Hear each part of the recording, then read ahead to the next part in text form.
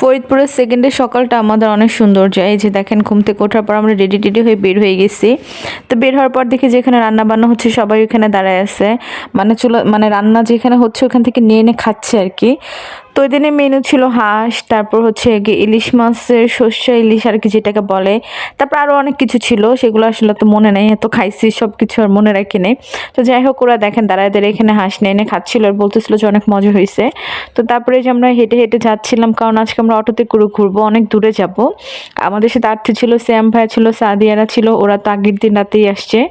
তো এই যে আমরা হচ্ছে অটোতে করে চলে যাচ্ছিলাম।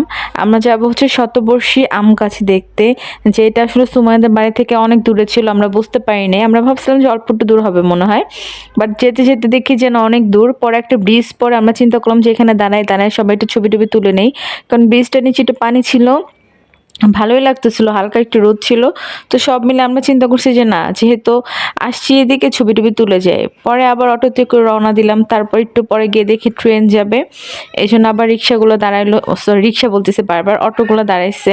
আমরা কিন্তু তিনটা অটোতে লোক ছিলাম, একটাতে ছিল সব ছেলেরা, আর একটাতে ছিল সিনথিয়া আর্থি ওরা, আর একটাতে ছিলাম আমরা পলি সাদিয়া সুমাইয়া আর কি। তো এসে দেখেন ট্রেন যাচ্ছিলো, এই ভিডিওটা কিন্তু সুমাইয়া করছে, অটো থেকে নেমে গিয়ে কত কষ্ট করে ভিডিও করছে চিন্তা করেন।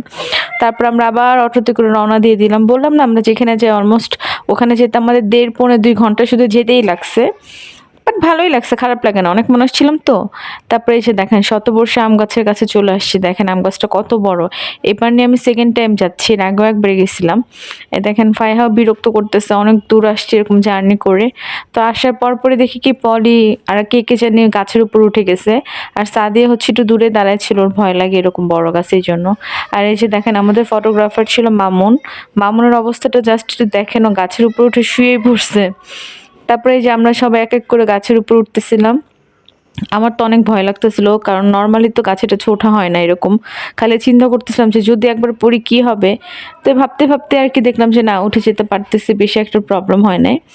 তো ওঠার পর হচ্ছে এখান থেকে আবার নেমে গেলাম, নেমে হচ্ছে আমরা কিনে জেনে কথাবার্তা বলতেছিলাম, মনে নাই কিছু একটা নিয়ে বলতেছিলাম। আর এই ভিডিওটার মেন কারণ হচ্ছে কি যে দেখেন গাছটা শতবর্ষী আম গাছ, কিন্তু অলমোস্ট সবাই চিনে এটা, সার্চ দিলেও চলে আসে হয়তো বা গুগলে।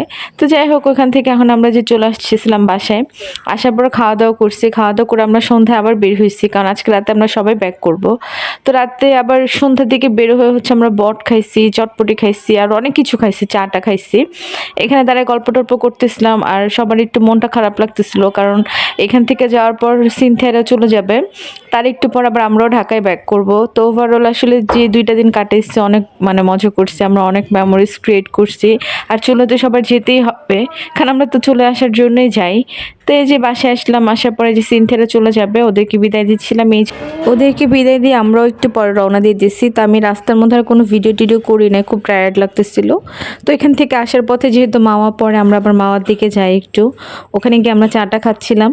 তো দেখেন এখানে একটা কলা দেখে পলির খুব পছন্দ হয়েছে, ও বলতেছে কলার কালার মানে গায়ের স্কিনটা অনেক সুন্দর, এটা খাইতে ইচ্ছে করতেছে বলে ও আর আর্থে দুজন কলা খাওয়া শুরু করছিল, কলার কেক খাচ্ছিল। তো ব্যাপারটা আমার কাছে অনেক ফানি লাগছে, মানে ঘুরে আসছি, টায়ার্ড লাগতেছে, মনটাও খারাপ লাগতেছে, তার মধ্যে ওদের এইসব দেখে অনেক মজা পাইছি, এই জন্য ভিডিও করে রাখছি। তো ওভারঅল আমাদের এই 2 দিনের ট্রিপটা অনেক ভালো ছিল।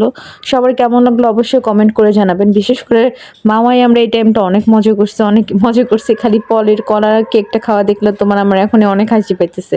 তো সবাই ভালো থাকবেন, আল্লাহ হাফেজ।